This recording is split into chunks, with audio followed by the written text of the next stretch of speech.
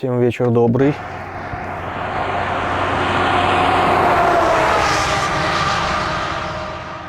Мы с вами стали в таком живописном месте, как Полярный круг. Вот он там знак. Пойдем планетку покажу. Это для тех, кто вообще здесь не бывал, не знает, что это и как выглядит. Снег еще тут местами лежит на обочинах. Там видно сзади меня. Вот так вот мы доехали сегодня за десяточку. Держим курс на Альту. Везем пивасик норвегам. Так как до самой планетки нам надо еще идти. Пока идем. Если я найду, ставлю ролик. Я буквально 3 года назад, наверное, улетел с дороги. Вот прямо пересек Полярный круг. И вот там вот, вдалеке, наверное, через километр, зима была. Ну и, в общем, не поделили мы дорогу. Была пурга, найду видюшку, будет видно. Ну, короче, ушел я с дороги в сугроб. По самые стекла закопался. Было относительно не весело, конечно. Ну вот. Вот там планетка.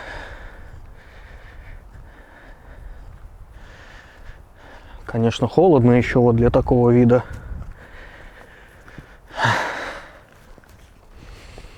Но надо косить под местных. Местные уже, по-моему, купаются. Вообще, конечно, природа здесь совершенно уникальная. Тишина, никого. Парковки, как видите, свободны. Там один вот с юмбой, с прицепом стоит. Видимо, норвежский. Норвег везет стройматериалы куда-то к себе домой. И все. В радиусе просто 70 километров ни души. Последняя крупная парковка была 50 километров назад. Ну, чуть поменьше. В Оверкалексе. Вот здесь, видимо, раньше был отель. Или что-то такое. Мотель. Гостиничные домики маленькие вот здесь есть. Да, кафе, бар, реструм. Стугара Фиске. Что-то вот такое шведское. Ну вот она, планетка. И вот там жирненьким выделен тот самый Полярный круг. Это место пересечения 392-я дорога. Норланд, Швеция.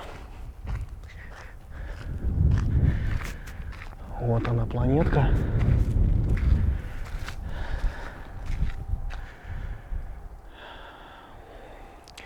Символический Полярный круг.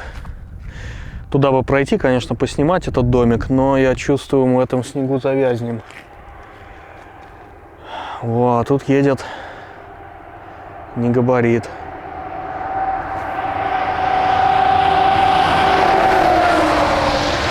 Точнее, по нашим меркам не габарит,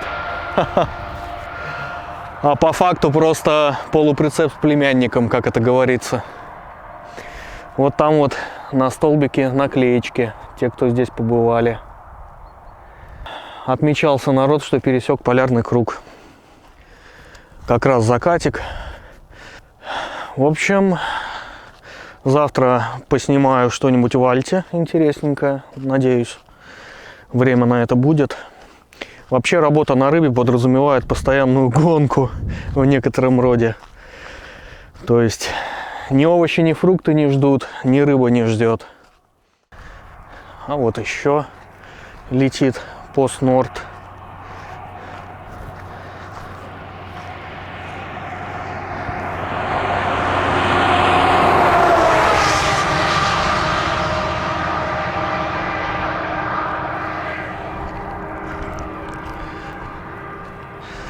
Нагруженность 2 фуры за 5 минут. Шикарно. Просто шикарно. Никого, ничего, тишина.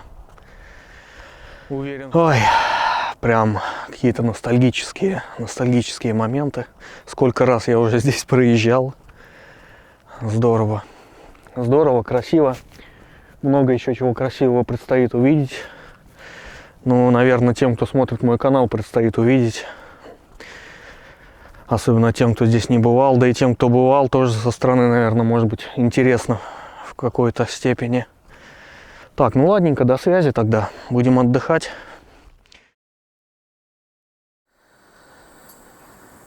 Всем доброе утро. Мы уже отъехали от полярного круга. Делаем 15 минут паузу и двигаем дальше в сторону Норвегии. Так, видно меня, надеюсь. Поедем в Альту, как я и говорил. Обратите внимание, сейчас 6 часов утра. Я вот только приехал на эту парковочку паузу делать. Вот я. Вот двухосничек стоит, литовский. И кто-то прицеп забыл. Где там он? Вот он стоит. И все. И никого. И поэтому поговорим мы сегодня о... Пока я буду ехать, покажу дорогу. И поговорим, сравним Скандинавию и Европу, как работается. На Европе мне тоже удалось поработать, так что хоть и давно, но я сомневаюсь, что там много что изменилось. Попробуем сравнить, как оно. Погнали. В общем, о плюсах и минусах. Плюсы Скандинавии. Больше денег, гораздо больше денег. Меньше трафика, гораздо меньше трафика. Всегда есть где припарковаться. Всегда есть где встать. Даже на юге. Если ты запланируешь свой маршрут, и ты знаешь свой план хотя бы на день вперед, то ты найдешь место, где запарковаться. Полиция не сверлит мозг просто так. Только по делу. Из-за ковида ограничения минимальные. Да, ты должен носить маску, да, ты должен соблюдать дистанцию. На паромах тебе выдают комплект юного химика в виде перчаток, масок, антисептика и картонной коробки со жратвой. И то не на всех паромах. Инфраструктура вся бесплатная. Парковки, души, туалеты, все бесплатное. За редким исключением Швеция, опять же на юге, да и тоже не везде, на заправке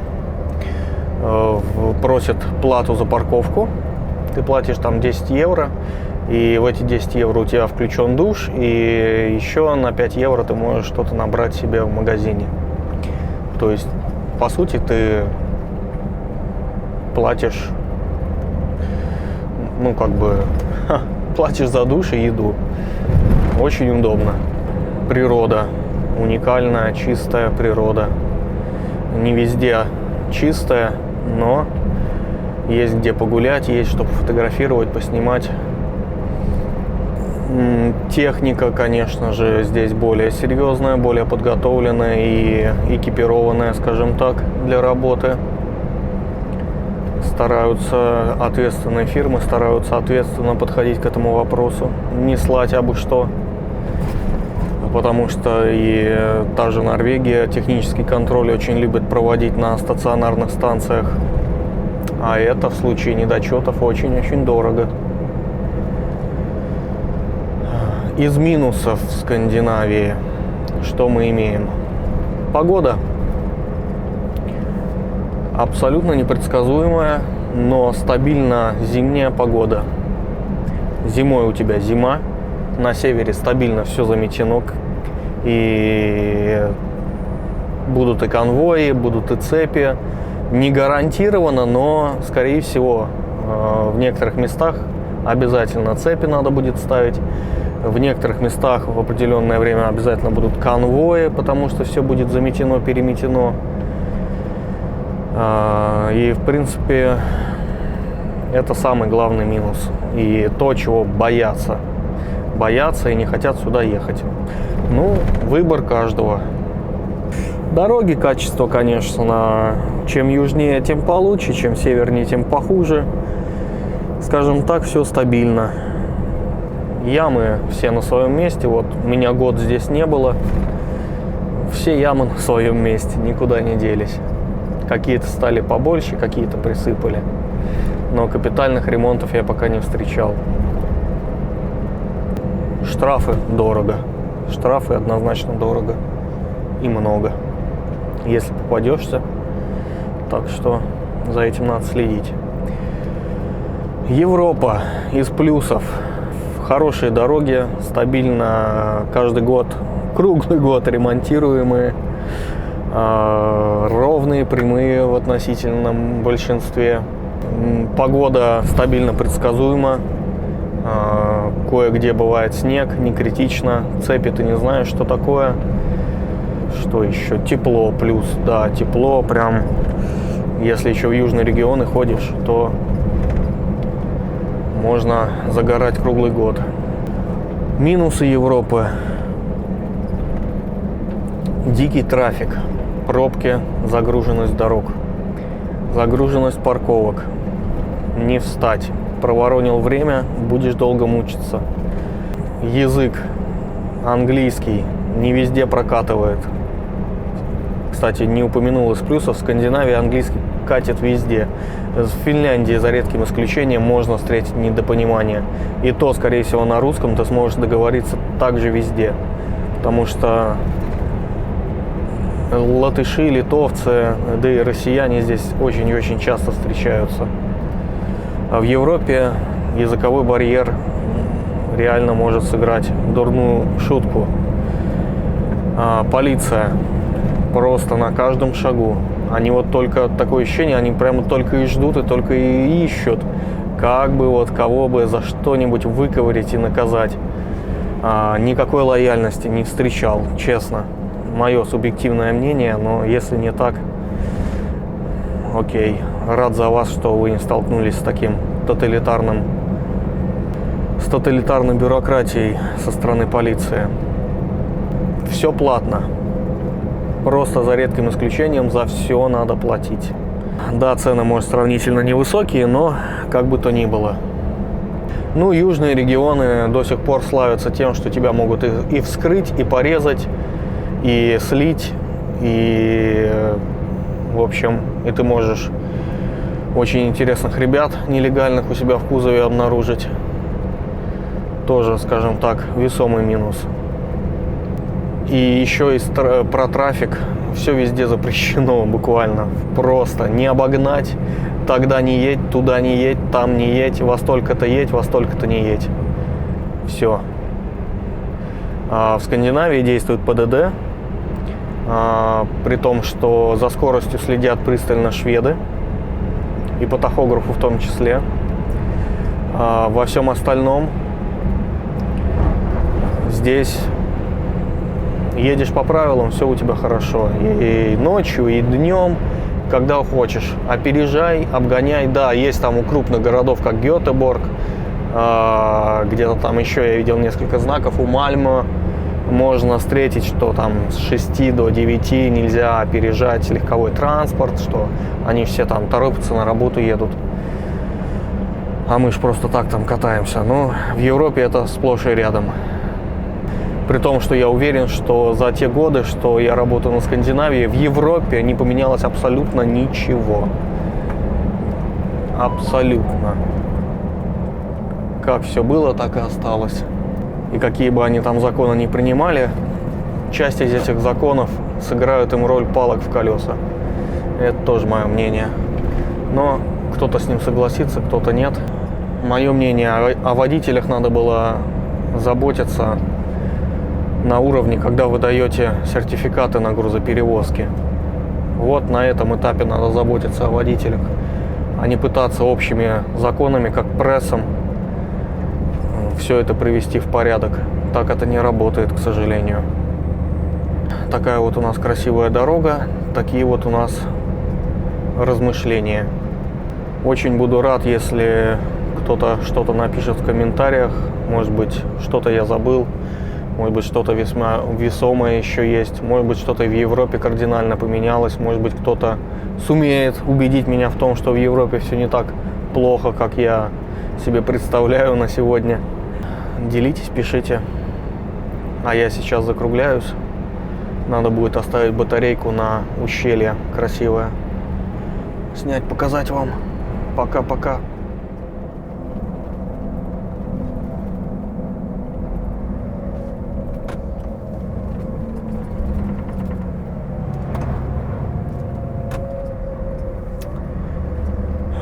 Некоторые, видимо, тоже залипают на природу и едут прямо посередине. Так, ну вот сейчас начнется красота.